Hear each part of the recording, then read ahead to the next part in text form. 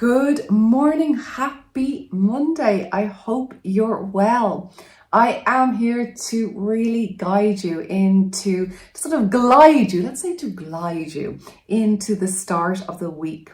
So we're going to do, as we've done before, a lovely meditation. So when you're ready, take a seat, get yourself nice and comfortable.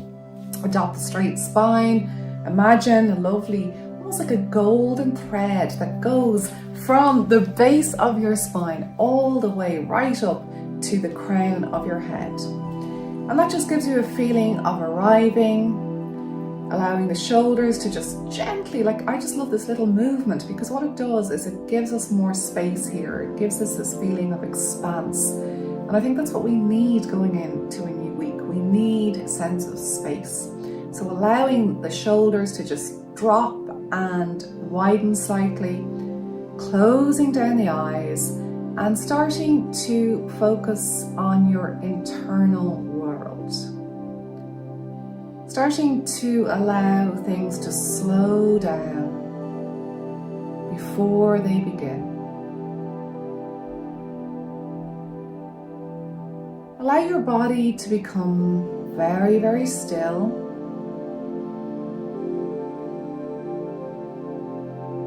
And then allow this stillness to be mirrored in your mind.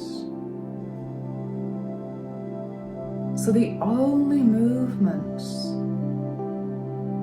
is the breath in your body.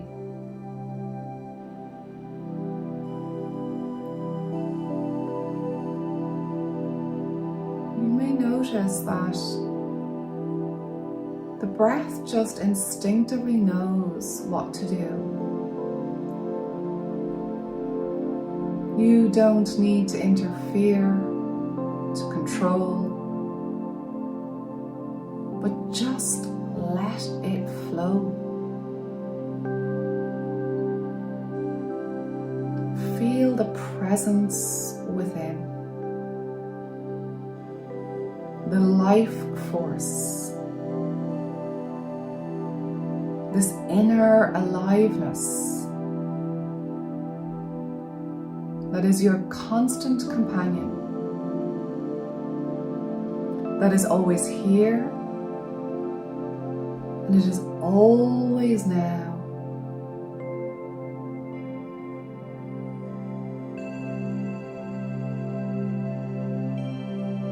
So from this place you start to feel a sense of clarity and connection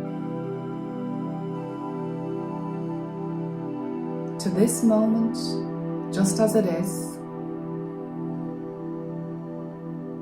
and to yourself, just as you are.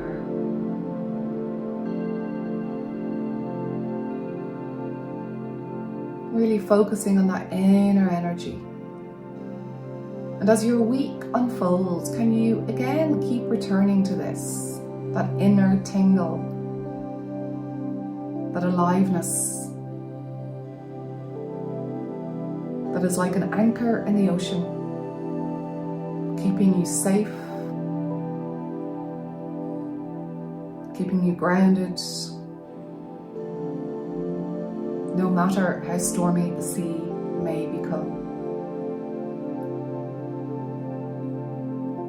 So we'll finish now with a conscious breath, which is where we really choose to deepen the breath. And this can be a lovely way to return to the moment if you find yourself lost in thoughts. So when you're ready, take a full breath into the belly. Hold it, slowly open up the eyes, and then a lovely exhale.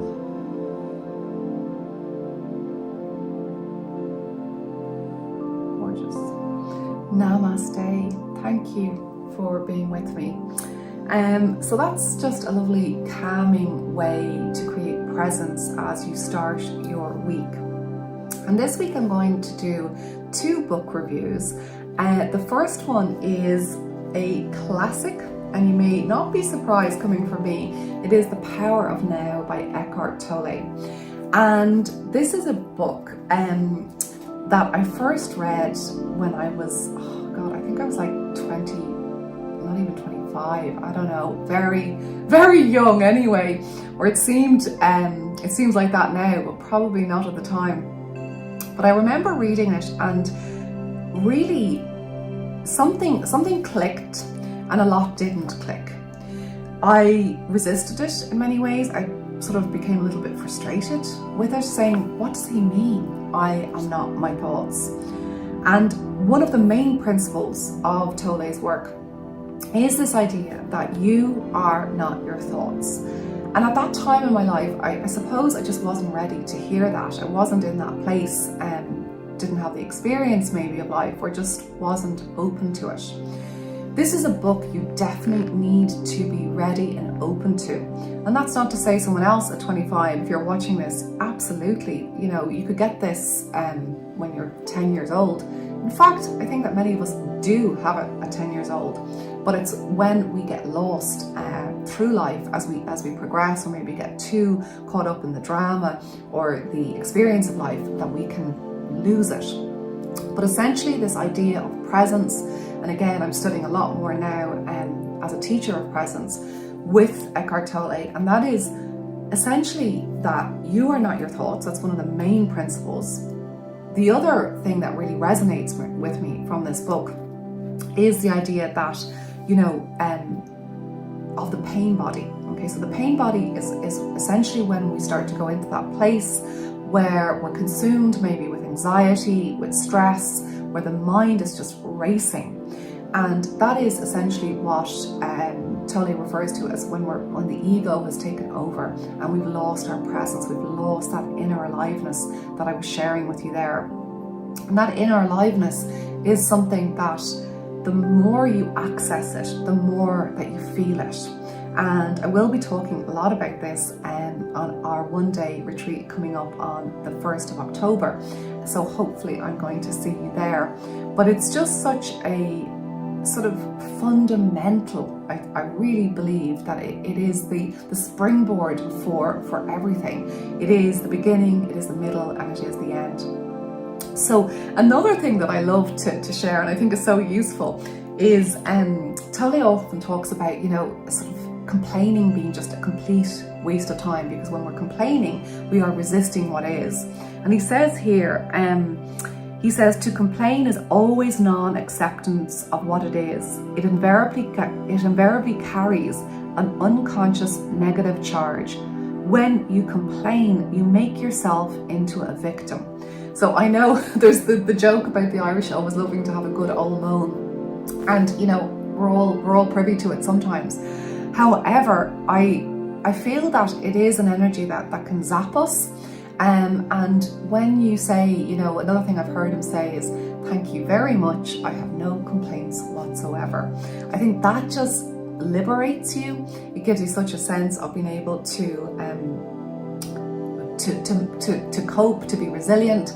Not that we put up with nonsense, but that you enter into your day, enter into your week with that idea of non-complaining. So it's a huge book. If you haven't read it, it's not a huge book, but there's just so much in it. I'm just again touching the surface, but I do really, really recommend it if you haven't already read it. And if you've read it, read it again. Briefly, I want to introduce you to a novel that I read recently called The Romantic by William Boyd.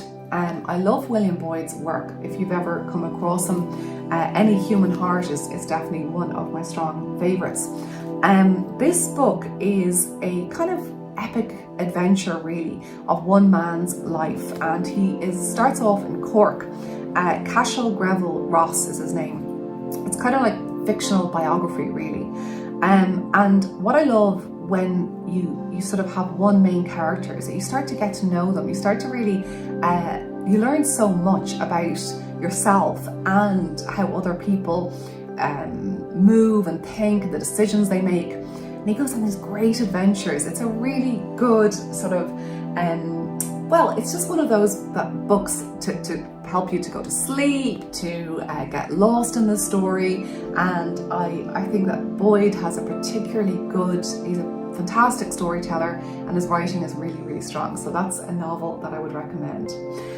So thank you for being with me, and I will see you next week for the Positive Habit weekly video newsletter. Lots of love. Bye.